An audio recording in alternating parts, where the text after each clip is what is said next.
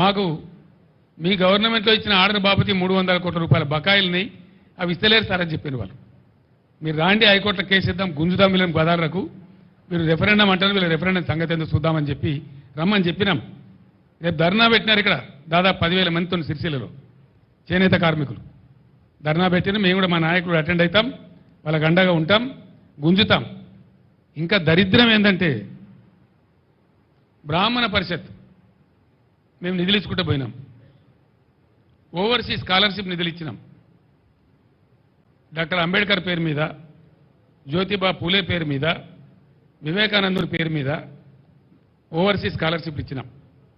ఇండియాలోనే ఏ రాష్ట్రం ఇయ్యని విధంగా పేద పిల్లలు విదేశాలకు పోతే వాళ్ళు చదవాలి, బాగుపడాలి, బతకాలని చెప్పి ఇచ్చినాం. మొత్తం బంద్ పెట్టింది.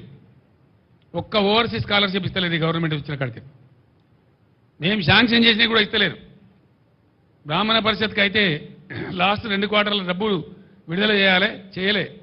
ఫైనాన్షియల్ ఇయర్ అయిపోయింది, అది కూడా ఇస్తలేరు. ఈ రకంగా వాళ్ళకి ఎగనామం పెట్టినారు. ఓవర్సీస్ స్కాలర్షిప్ కూడా బంద్ పెట్టినారు. చేనేత మిత్ర పథకాన్ని బంద్ పెట్టినారు. అనేక స్కీములు చేనేత కార్మికులకు ఉన్నాయి కూడా బంద్ పెట్టినారు. అంటే వాళ్ళు సావన్నా ఎక్కడికి పోవాలి? ఎంతో బ్రహ్మాండంగా జరిగేటువంటి కాడ చివరికి బడి పిల్లలకు బ్రేక్ఫాస్ట్ పెట్టినాం మేము. ఎన్నో మంది లక్షలాది మంది పిల్లలు పాపం పేదవాళ్ళు ఉన్నారు, బ్రేక్ఫాస్ట్ పెట్టమని చెప్పినాం. దాని ఇంటర్మీడియట్ కాలేజీలో కూడా వర్తిస్తామని చెప్పినాం. ఆ బ్రేక్ఫాస్ట్ కూడా బంద్ పెట్టాను. చిన్న పిల్లలకు బల్ల పెట్టిన బ్రేక్ఫాస్ట్ బంద్ చేయడం రెఫరెండమా? ముఖ్యమంత్రి గారు గదెందుకు బంద్ చేసినావు? ఆ పోరగాళ్ళను నోరెందుకు కొట్టినావు నాకు అర్థం కాదు. ఓవర్సీస్ స్కాలర్షిప్ బంద్ పెడతావు, బ్రాహ్మణ పరిషత్ నిధులు బంద్ పెడతావు, చేనేత కార్మికులకు బంద్ పెడతావు, చివరికి బ్రేక్ఫాస్ట్ కూడా బంద్ పెడతావు. మరి ఏం నడుపుతున్నారు మీరు నాకు అర్థం కాదు. ఎవరికి ఇస్తున్నారు డబ్బులు? ఏం చేస్తున్నారు? ఏం జరుగుతూ ఉంది? ఇంకా దీని మీదికెళ్ళి కథ ఏంటంటే రైతు బంధు అడిగితే ఒక మంత్రి ఏమో చెప్పుతోని కొట్టున్నట్టు. చెప్పుతోని కొడతారా? నేను ఇదివరకే చెప్పిన రైతులకు కూడా చెప్పులు ఉంటాయి, బందోబస్తు ఉంటాయి. తిక్క ఉట్టుకొచ్చినాడు వాళ్ళు మరైతే మీ గతి ఏమవుతుందో ఆలోచించుకోండి అని చెప్పిన నేను. సిరిసిల్లలో కార్మికులు చచ్చిపోయే పరిస్థితి ఉందా? ఆత్మహత్యలు మళ్ళీ మొదలయ్యేటట్టునేని అడిగితే ఇంకో కాంగ్రెస్ వాడు అంటాడు, ఏం పోయింది వాళ్ళ నిరోధులు అమ్ముకొని బతుకమన్నది, పాపడాలు అమ్ముకొని బతుకమన్నది అంటాడు.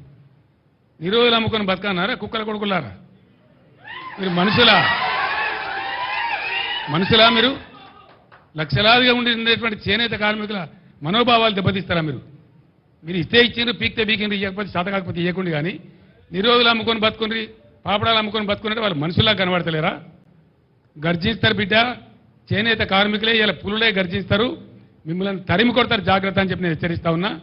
వెంటనే బతుకమ్మ చీరలే కానీ, మరో చీరలే కానీ, స్కూల్ యూనిఫామ్లే కానీ అవన్నీ కూడా బకాయిలు ఇమీడియట్ విడుదల చేయండి.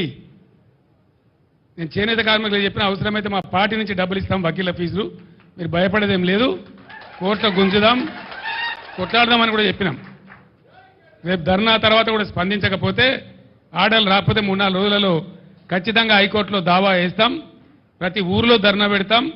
ఎక్కడెక్కడ చేనేత కార్మికులకు బాధలవుతున్నాయో రాష్ట్రం అంతా రణరంగం చేసి మిమ్మల్ని ఫుట్బాల్ ఆడతాం బిడ్డ, ఇడిచిపెట్టాం, జాగ్రత్త.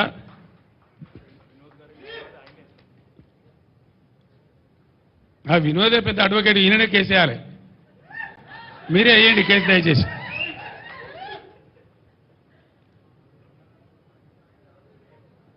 ఇంకేం మాట్లాడతారు? చేనేత కార్మికులట మొన్నటిదాకా దొబ్బి తిన్నారట. దొబ్బి తిన్నారా? దొంగనా కొడుకులారా? దొబ్బి తిన్నారా? కష్టం చేసిండ్రు పాపం. గవర్నమెంట్ ఆర్డర్లు ఇస్తే నేసిండ్రు, ప్రజలకు పంపించిండ్రు. లేని అవ్వలకు, చెల్లెళ్లకు, అక్క చెల్లెలకు పాపం బతుకమ్మ చీర పేరు మీద ఒకటి పోయింది, రంజాన్ తోఫా కింద ఒకటి పోయింది, క్రిస్మస్ తోఫా కింద ఒకటి పోయింది. వాళ్ళు బతికిండ్రు. అటు పేద ప్రజలకు అందింది, ఇటు చేనేత కార్మికులు బతికిండ్రు. వారికి ఉపాధి మార్గం దొరికింది. ఇవాళ 14 ఏళ్ల కింద 10 ఏళ్ల కింద తెలంగాణలో చేనేత కార్మికుల బతికి ఏముండెనో మళ్ళా చేనేత కార్మికుల బతి ఆ పరిస్థితి తీసుకొని వచ్చింది ఇవాళ గవర్నమెంట్. 3-4 నెలల ఇంత పెద్ద కథ. నాకు ఇంకొక విషయం అర్థమైతే లేదు. నేను మన సూర్యాపేట కూడా అడిగిన, మీరు కొత్త పీకి పడగొట్టింది ఏమీ లేదు, మీతో కాదు. మీ ప్రభుత్వమే లత్కోర్ల ప్రభుత్వం ఉన్నది. అడ్డమైన మాటలు మాట్లాడి మీరు 1.8% ఓట్లు ఎక్కువ వచ్చి మీరు గెలిచినారు మాకంటే మేమేం